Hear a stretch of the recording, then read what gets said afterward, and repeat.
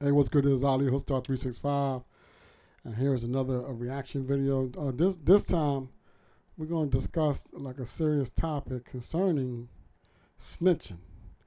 Now, right off the bat, when I caught my case, and then when I was in the hot box and in that chair with the bright lights on me, and one officer on this side, one officer on this side, another one behind me, and another one behind me, and two standing in front of me, and then they slid the pad in front of me and a pen and told me to start writing names down, to snitch, or I was gonna face 20 years, 20 to 60 years.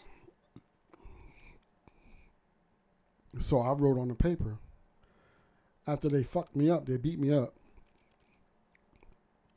I separated my shoulder, gave me a black eye, bust my lips and everything, right? So I wrote on there, suck my dick. And then the black officer, it was one black officer that was in that room, in the interrogation room, and he came over to me and grabbed me and started punching me in my face. And I told him he was a pussy. But anyway, so moving on, after these years later, it's been like going on 15 years since that happened. Well, that happened in 2002, so it's been longer than 15 years. Shit. I caught my case in 2002, got sentenced, went away in 2003. And yeah, damn, it's already been 20 years, bro. God damn, really? Time flew. Anyway, so I got sentenced to 10 years for not snitching. I could have been a bitch like the rest of y'all and be snitching, and I wouldn't have went away. But that was my course. That was my journey. But enough said about me. Anyway, because I was raised just different. The code was the code. You know what I'm saying? That's how we was raised. But now, looking at a faith base. So I've heard. So I want to check this video out. The ruling on snitching and speaking slang in Islamic law. All right. So let's watch the video. Let's get the information, and then we're gonna take it from there. All right. So let's get it.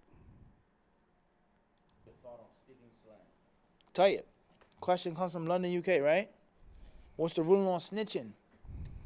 And what is your thoughts or your view on speaking slang? As far as snitching, then that's a very long discussion. And we have different dimensions.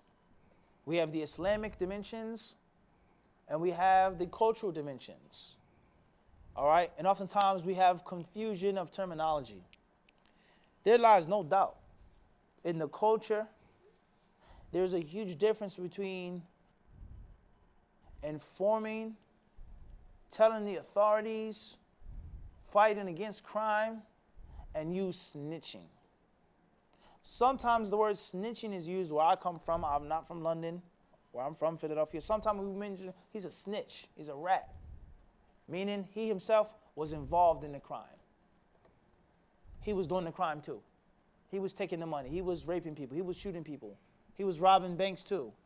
And then when the authorities ran down on him and threatened him with, I say what? Hockey numbers. Understand that? 20, 30, 40 years, life in prison. The first thing he did was, is this on?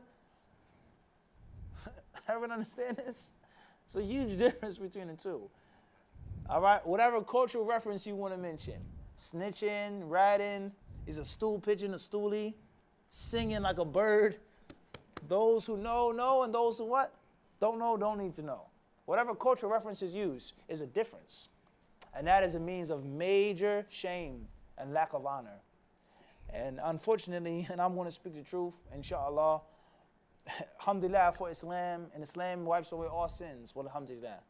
But the bottom line, in reality, there are many brothers who accepted Islam, and they talk about people, and they do this, and they do that, and they are rats, quote unquote, snitches. And it's not about jahili in Islam, it's about honor. You lived dishonorably. You got out of jail dishonorably. Even though they say there's no honor among thieves, but you get the point I'm trying to make. You were in the crime, and then you told on your friends, you told on your brother, you ratted, you snitched.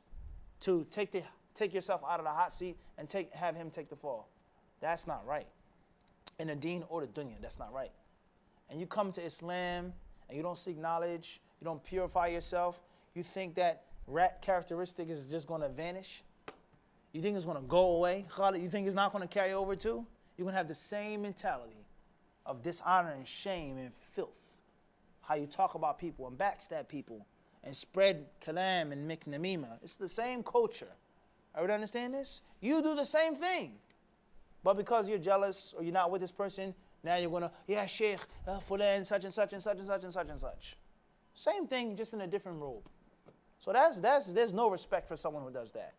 As far as someone who isn't involved in crime, we're talking about culturally now, and they inform the police, sometimes they're called snitches too.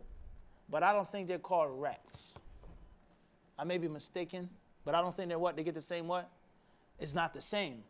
And the level of hatred and violence shown to them isn't the what? Isn't the same. It's total different culture now. Intimidating the witness is one thing. Threatening the witness is one thing. Buying off and bribing the witness is what? That's not the same as someone who's a caught red-handed criminal. And then he rats and he tells and he snitches. And he wears a wiretap and so on. He gives information to the people. And he himself is a greedy, fat rat himself. Taking the haram wealth. But he doesn't want to bear any of the consequences that come from it. There's a huge difference between the two. Everyone understand this or not? As far as Islamically, then the Prophet ﷺ, he tells us, مَنْ رَأَ مِنْكُمْ مُنْكَرًا فَلْيُغَيِّرْهُ بِيَدِهِ. If you see an evil, then change it with your hands. If you can't change it with your hands, speak out against it with your tongue. If you can't speak out against it with your tongue because of a mafsada that's bigger than the maslaha, then at least hate it in your heart. So Allah says, كُنْتُمْ خَيْرَ أُمَّةٍ أُخْرِجَتْ لِلنَّاسِ. You're the best nation arisen from man for man. And because you do what? تَأْمُرُونَ بِالْمَعْرُوفِ وَتَنْهَوْنَ عَنِ الْمُنْكَرِ وَتُؤْمِنُونَ بِاللَّهِ. You enjoin the good, you forbid the evil, and you believe in Allah Azza wa Jalla. But even that, I humbly feel, goes back to what I previously mentioned, is that you enjoin the good and you forbid the evil, and you yourself are not what? Involved in it. You're righteous and pious. And you say, don't do this. Something is seriously wrong. I need to contact someone to change this evil. But me, myself, I live what? Clean. There's a huge difference now. Okay, and this is why one of the worst things in the urban culture is for a person to be a hypocritical police officer, a crooked cop. You wear a badge, you have a gun, you have a nightstick, you tell the people this, you smile, you hug babies, you speak to old ladies walking in church, and you take money under the table. And then when the money runs low, or when you need a quota to fill, you run down on a local drug dealer, or you run down on a local car thief. But you wear the badge and you have honor, but there is no honor. That's filthy. That's not the same as a police officer that's what? Straight. A police officer that's upfront and honest. Even among criminals, the amount of So, see what he said, what the brother said, right? First of all, assalamu alaikum to the brother. Not sure of his name. I gotta look his name up. He seems like he's pretty knowledgeable in the deen of Islam.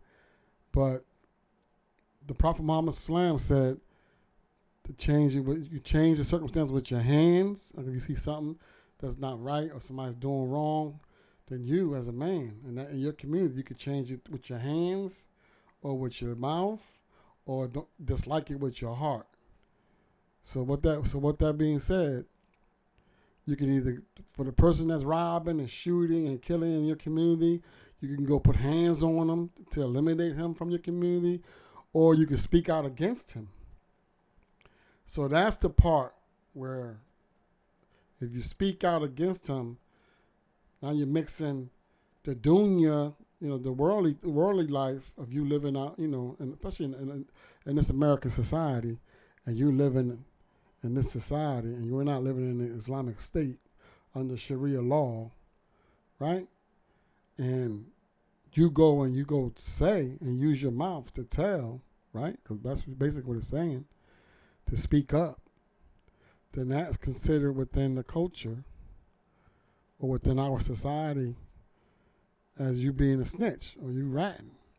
But Prophet Muhammad said, change it with your hands or with your mouth or dislike it with your heart. So we will have to go to Tafsir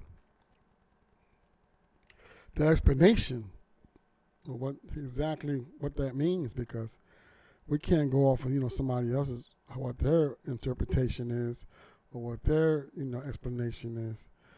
I would have to see the tafsir, the explanation of those ayats, of those verses.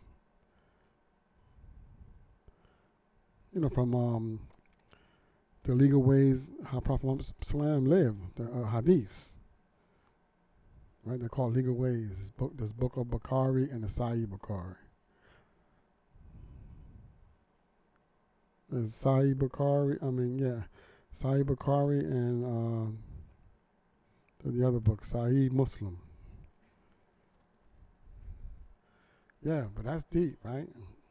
So now you got in the inner city, like predominantly Muslims in the cities in urban America. Well, they're committing crime and are gang members and drug dealers and rapists and all that, but they're still proclaiming to be Muslim. And no one can judge only by the law that may they did not die in that state. Because if you die in that state, when you're committing these crimes, you're in a state of disbelief. Even though you proclaim that you believe in Allah and His Messenger and His orders, and you're trying to follow the Quran, and you're praying and you're fasting and you're giving to charity and all that. But if you're still committing these crimes and you die in that state, then surely you have to pay for it in the day of judgment, as we all would have to pay for it, of course, right? Because nobody is excluded.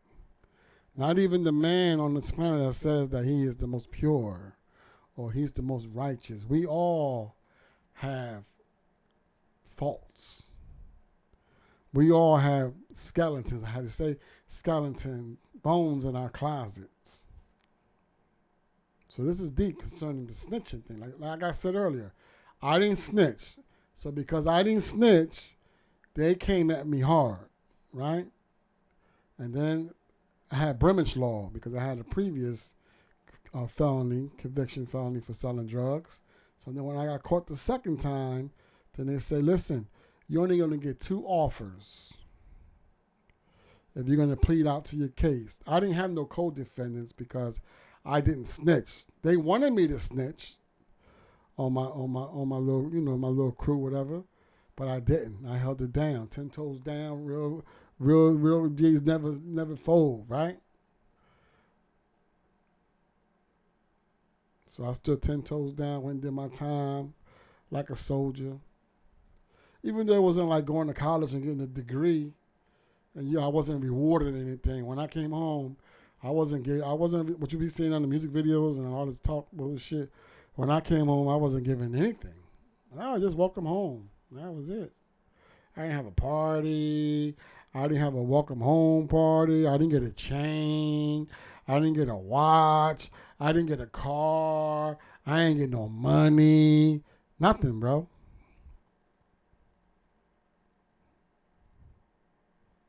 See what I'm saying? But I still stood on how I was raised, man. If you win the game, you got to respect the game. You get caught, then you got to do your time. Don't be a bitch and go tell. Like that Melly case that's going on right now. Why would that dude, one of his boys, right? He went and took the stand and said, yeah, he changed his clothes or he did this or he did that. He was all in the other vehicle. I just said, I don't know. I wasn't in that vehicle. I don't know what the fuck happened, bro. Did he change clothes? I don't know. I don't remember, but that's 5 years ago. I don't remember. I was asleep, dog. I was sleepy as hell, and I was high. That's all he had to say, bro. And so what? You gonna go to jail for contempt? All right, well, I just go to jail then, bro. How long I'm gonna do? A year? Year and a half? 3 years max, bro? All right, well, that's what it is, bro. But today's generation, y'all motherfuckers act so hardcore in the streets, and then as soon as something go down, and y'all like to shoot and all that, but as soon as you get caught up, you're telling. You're telling. Like Gunna, like that rapper Gunna. He told. In open court. And his case was fucking minimum. he would have did county time. He would have did a 364. He already was in there, a couple months, so he only had a few months to go. He would have been home.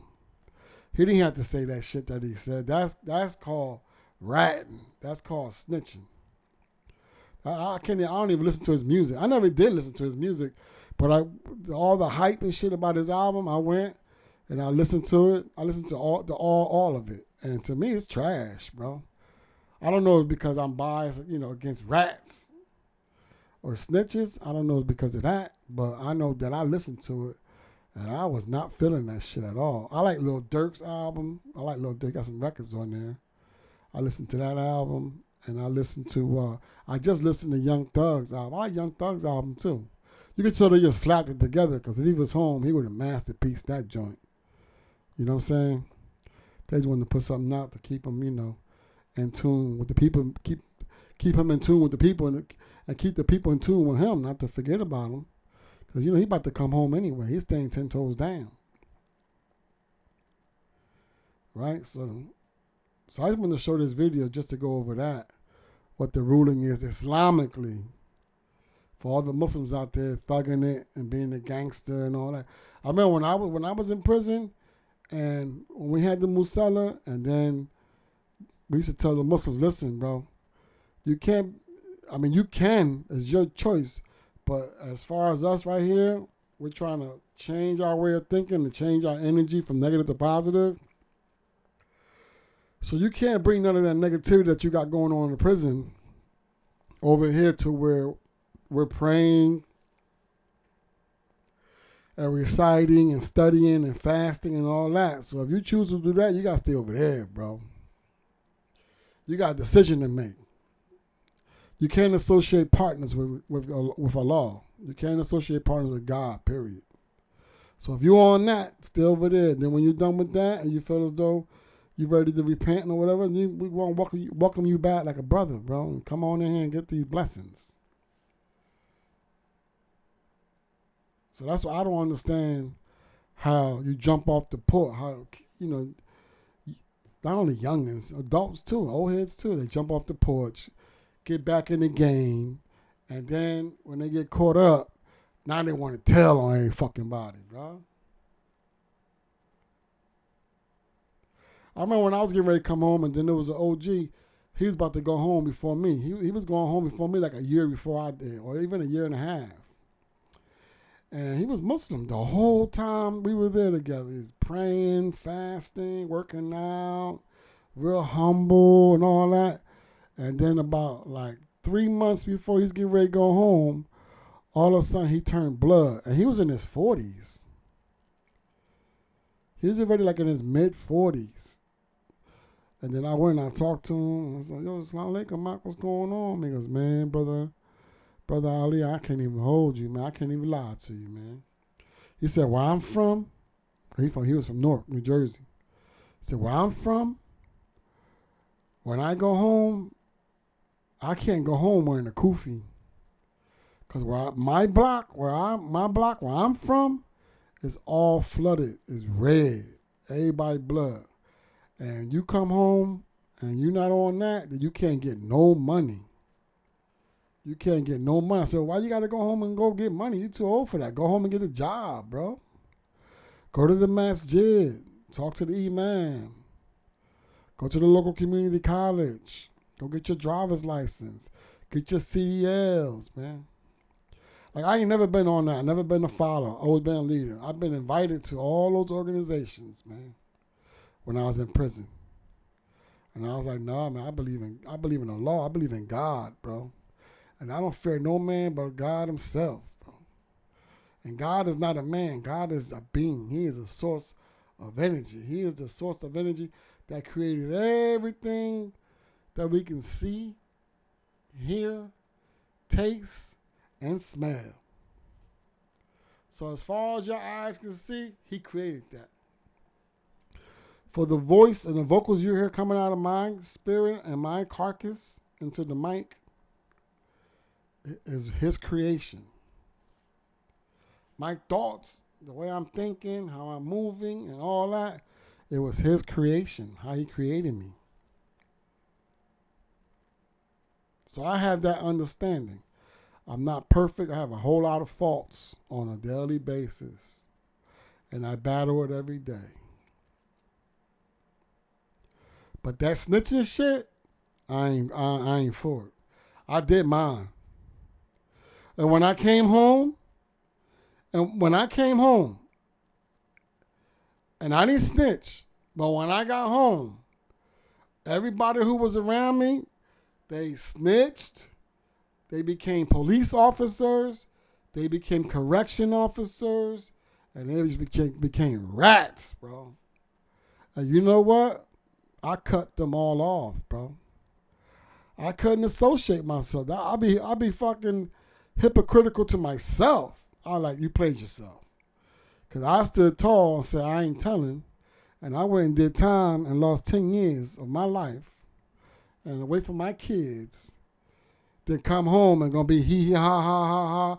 Yeah, let's hang out. Let's be buddy pals. What? You got me twisted. Nah, bro. I'm cool. I'm good. I'm good by myself. I'm good. So I'm just gonna keep doing what I'm doing. God has blessed me. Still here, you know. But I just want to get the message out, man. When you jump off that porch and you make that decision that you want to live a criminal lifestyle, you're selling drugs, you gang banging, you riding around with guns, you shooting guns, and you shooting people, you killing people, or whatever the case it is that you're doing. And when you get caught, shut up, button your lips, get an attorney. Don't talk in the cop car. The cop cars have cameras and mics. Don't call. They record all your comments. Are you watching the Melly case? They record everything. When they call, when you call, when they text, all those cell phones that's in the prison, they all tapped. They all being recorded. Every conversation. Like when I was in prison, every letter that came in and every letter that went out, they read them. They read the letters coming in and they read the letters going out.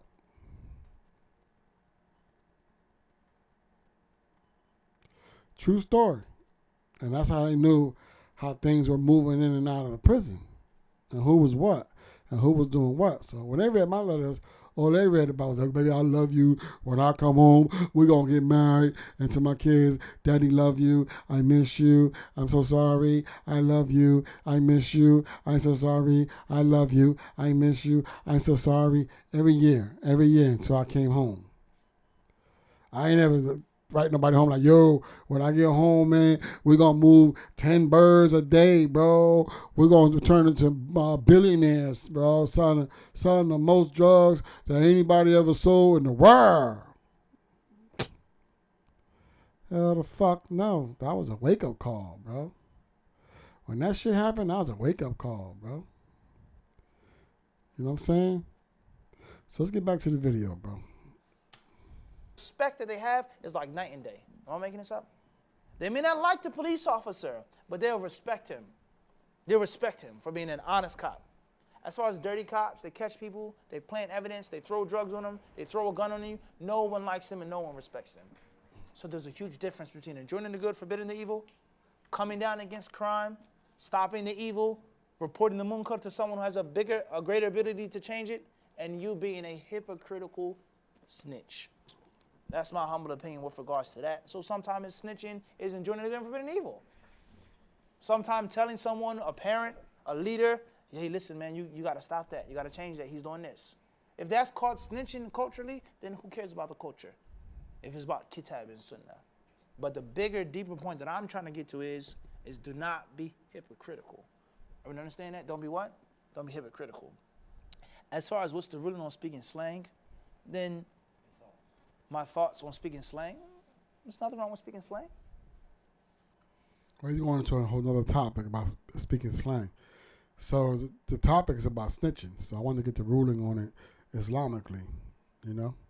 So we know the street ruling and the street code, you're not supposed to snitch. So once you snitch, then that's that label. Like when you're in prison, and then if anybody have any questions, like, yo, let me see your paperwork, bro. What you here for, dog? Let me see your paperwork. Oh shit. Yo, I got this paperwork. This nigga rat. Then they fuck them niggas up, bro. Cut their face. Give them $150, $150. You see motherfuckers coming home with those scars on their face? Check their paperwork. You just don't get cut on your face just because, bro. Unless you do some bitch shit while you in there, you bullying somebody and somebody want to get at you. Usually when they just take something, put it in the microwave, make it hot, and dump that shit on you. I seen that shit before too. Dudes acting all tough. Took the Jamaican, it was a Jamaican. He was from North Jersey. We used to call him Jamaica. But he was always smiling. He was good. He was the chef in the kitchen. So he used to always get us chicken and extra shit and look out for everybody, bro. He was dope. Well, he used to cook every morning. He'll start cooking by like 10 o'clock. And they only had 3 microwaves. So he'll start cooking, for his people. He had like 15 bowls he used to make. I guess they were paying him. So he would start cooking. So everybody knew that all 3 of them microwaves were going to be running from 10:30 to 11:45 because at 10 to 11:30. Because at 11:30 he had to go in the kitchen and prep to feed us lunch. Well, there's one day he went in there and some new dude, tough as hell, came in there and took his food out the microwave, bro, and started cooking his shit. So when Jamaica came in there, he seen his fucking bowls out the microwave. He seen his motherfucking bowls out the microwave. And he said, yo, brother. And he was talking that Jamaican. And they said, yo, this dude right there, he dude was just sitting there eating. Then the dude got to say, I did, bro. You ain't the only one here, bro. You got 3 microwaves. I warm my food up, bro. I said, oh, okay, no problem. Yo, Jamaica got another bowl. Put a bowl, he filled it up with water and put that motherfucker in the microwave. Like 6 minutes. Nice and hot. Then when it stopped, he put it for 6 more minutes. Got it nice and hot. Then when it stopped, he put it for 6 more minutes, bro. That shit was blazing. Yo. And when that thing stopped, bro, the dude was still sitting there eating, talking, having a good old time, bro. Jamaica went, put his gloves on, his workout gloves on, went over there, grabbed that fucking bowl. It was so hot. He grabbed that fucking bowl, went up behind that dude, and he dumped it on top of his fucking head, bro. And when he dumped it on his head, the hot water came down running on his face. And he was dark skinned. He was a brother. He had dreads and shit. Yo, I ain't telling no fucking lie, bro. Anybody was there when I was there, you recognize me, see me on YouTube, and you did time with me, you know, I'm Ali Muslim. You know, this is facts, this story. And he fucking took that, and he dumped it on that man's head like that. Dude, they went, and then all of a sudden, you just start seeing his skin just start coming off his face. His ear went, start sliding down, dude, in his face, his skin. Oh my God, it was fucking disgusting. And the dude went, ah! And he just started fucking screaming, bro. I would never forget that scream, bro. That scream was fucking traumatic, dog. Trauma for your ass, bro. Trauma, whatever term you want to use. That was serious, bro. And you know what the crazy part was? That the chef was getting ready to go home because they gave him a parole date. They gave him a parole date. He was on his way home. He was like less than a month to go home. And he was there for years. He was there for about 5 years. They fucking bum rushed him, locked him up. Then we lost the dude for the chicken hookup, bro. I had to go get a whole new connect, bro, for the chicken and the onions and peppers. Damn, Jamaica. I wonder if he's home now. He should be home by now. that was crazy, bro. Well, anyway, so there it is, man. You had the reaction video. I don't know. I just started going off, giving you guys my experience when it comes to the snitching thing, how I feel about it. So anybody that I know that's on that, then I can't fuck with them. I don't care who it is, friends, family. I don't care who. I don't care, bro. I stand on that till the day I die, man. So remember,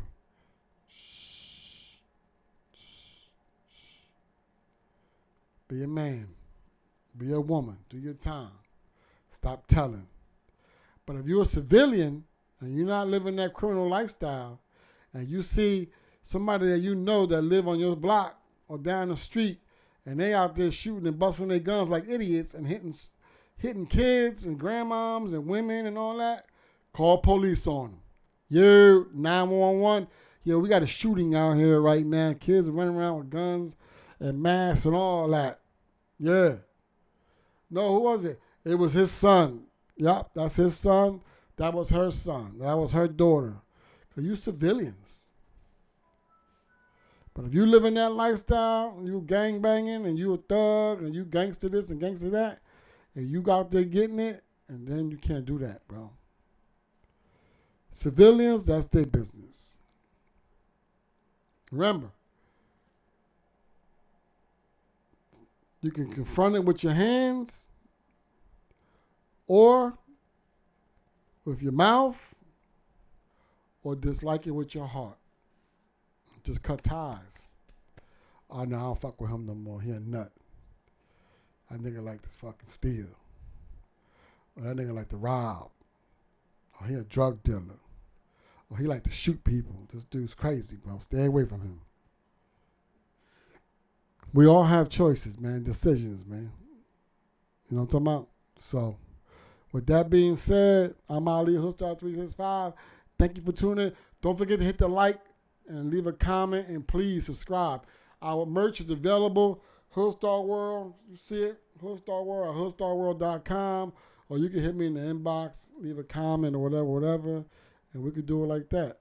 All right? If you local, if you're in the South Jersey area, and you're local and you want to buy some merch, so we can definitely meet up. I can do an interview. You can spit a 16, or we could do a podcast, whatever. The goal is to get to 100,000 subscribers. That's the first goal. I'm only at 1,200 subscribers right now, so we got a long way to go. We're going to turn up with these reaction videos and, and then me intertwining my life stories. Don't forget, go get my books. I'm a published author. I just published 4 books this year. Let me show you right quick before I let you guys go. All right. This is my first book, Hoodlum Soldier. Hoodlum Soldier is on Amazon.com. Go to Amazon. Hoodlum Soldier. Soldier the Convict. Soldier the Convict. Max Journey. Go get Max Journey. Max Journey. And the newest book is called Ride Out. Ride Out, Bike Life. These are my bike life days, man. For those who knew me from those days, from the 90s and the early 2000s, riding my fucking Kawasaki and my Suzuki. All crazy. But yeah, go get the books on Amazon.com. Go get the merch. Subscribe to the channel. Follow me on all social media platforms. Not hard to find. You can Google me, Hoostar365 or Hoostar World. Or just type in Hoostar. I'll pop right up. I'm like in the top 3 on Google. I think I might even be number 1 now on top because I've been using the Hoostar for the last 10 years more consistently. All right. So with that being said, I'm going to go ahead and close this one out. I appreciate you guys. Stop snitching. Stop being clowns. Keep it real. Peace.